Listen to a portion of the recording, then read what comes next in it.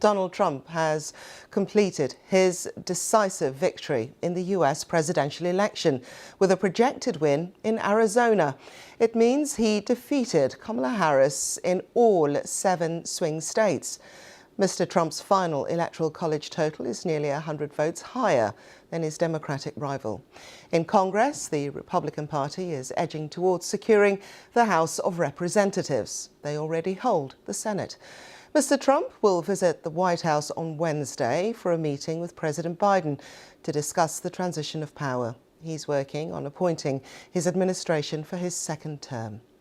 He's also announced that neither his former Secretary of State, Mike Pompeo, nor the former UN Ambassador, Nikki Haley, will be part of the new government. Ms. Haley described Mr. Trump as unhinged when she ran against him in the Republican primaries, although she eventually endorsed him. Our North America correspondent, Peter Bowes, sent this report.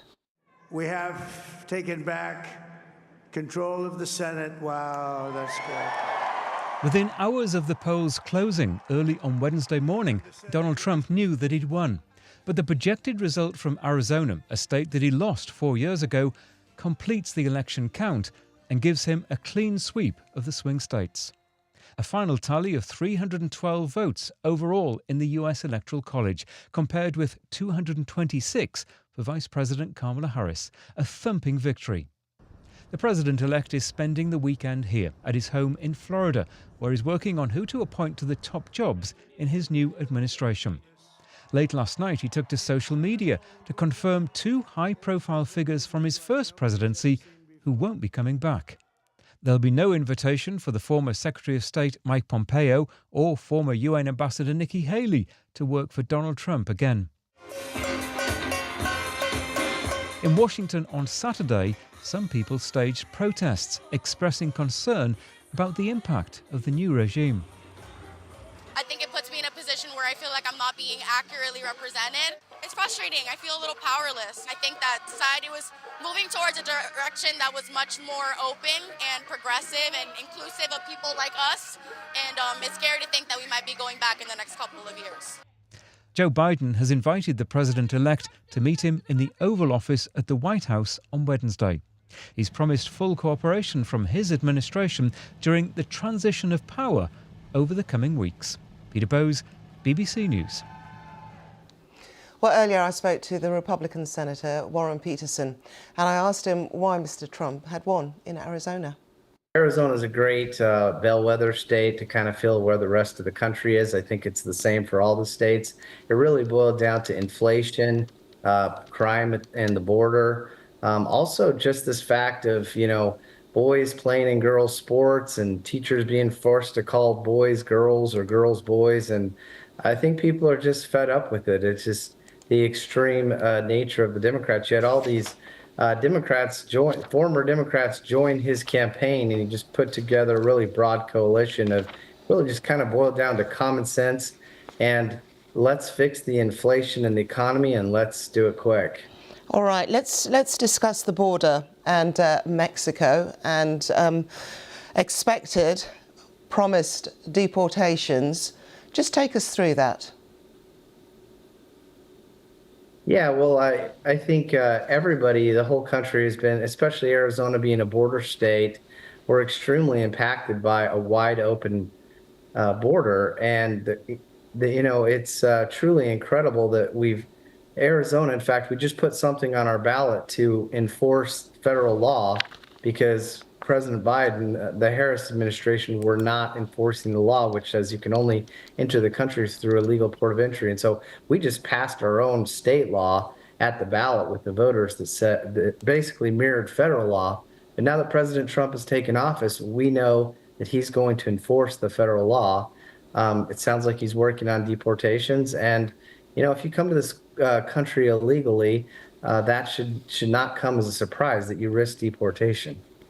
Mr. Peterson, second time around then for President Trump, President-elect Trump. What are you hoping to see from him this time? Many people say he would have certainly learned a lot, and we're all waiting to see who he's going to put in those key cabinet positions. What are you hoping to see this time around? Yeah, I think he's learned a lot. I think he's a lot more politically politically savvy, obviously a successful businessman, but now I think he really knows how to manage politics as well a lot better. I think what we're hoping for is how about we balance the budget for the first time in 25 years? Let's reduce government spending. Let's stop devaluing our currency.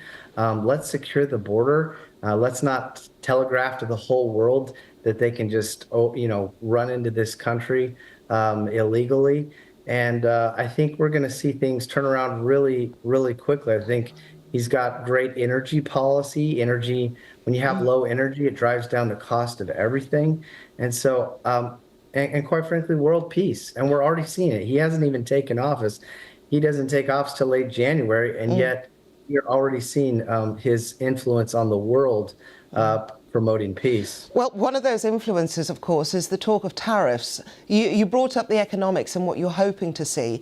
Do you get the sense that Americans understand that tariffs placed on countries abroad will also increase the cost of key items which they rely on at home, which in turn could well raise the cost of living?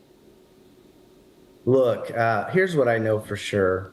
If you stop spending money that you haven't received and you stop devaluing everyone's currency, inflation is going to go down.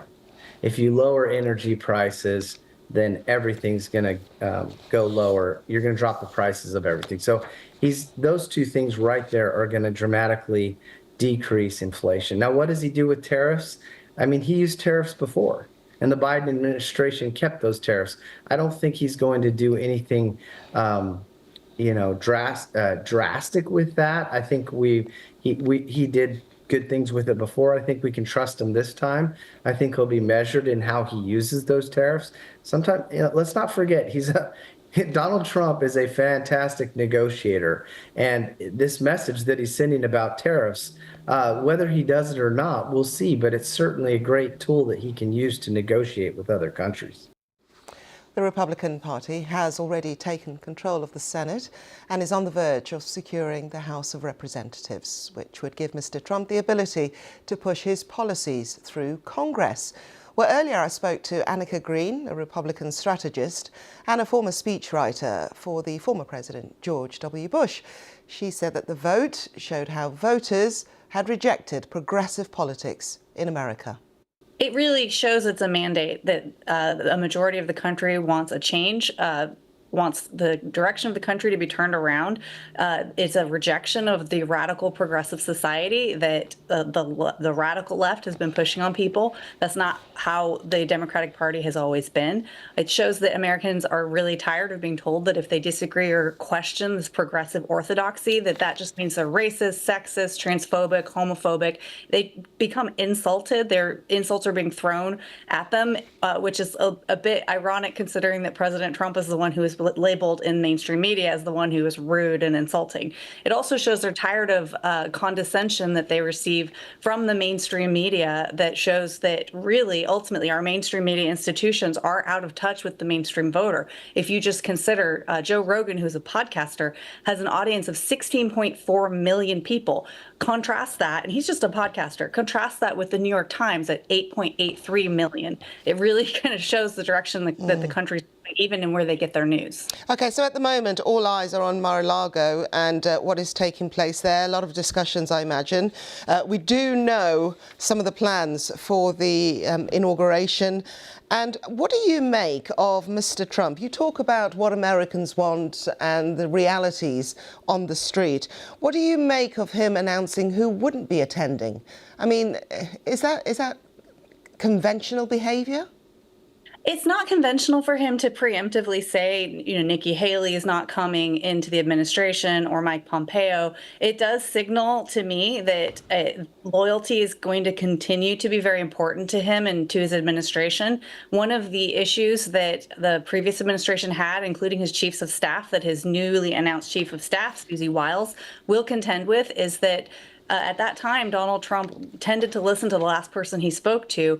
But this loyalty issue, and I've heard from friends of mine who did work for President Trump, that they had to take interviews and their loyalty to the president was questioned. And what that led to, unfortunately, was some people who would feign a loyalty they didn't actually have, which I think contributed to some of the chaos we saw, and is how so many of his former staffers would speak out in favor of Harris, because ultimately they weren't that conservative to begin with.